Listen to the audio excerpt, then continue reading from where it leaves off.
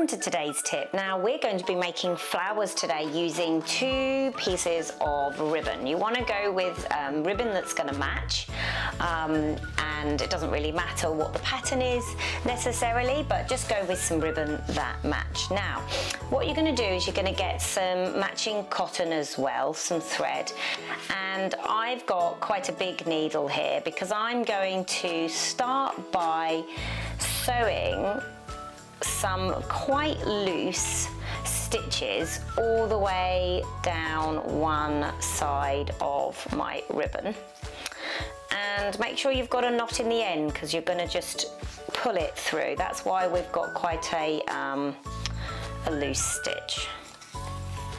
Can you see that? As I start to pull the cotton, as I start to pull that thread, you're starting to see those lovely pleats in the ribbon, and that's what's going to create our lovely flower.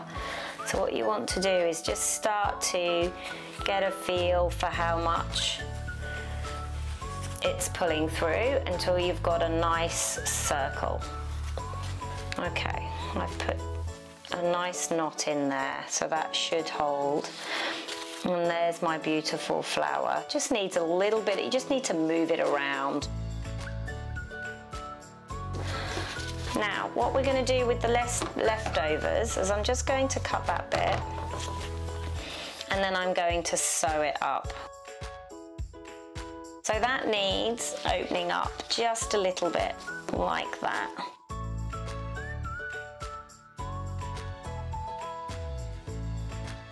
Stick a white one right in the middle there. Look how pretty that will look on your pages.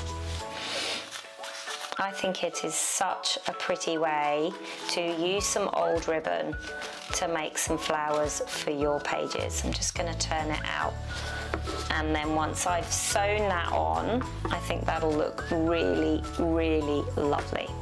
So I hope you've enjoyed this tip. I look forward to seeing you next time.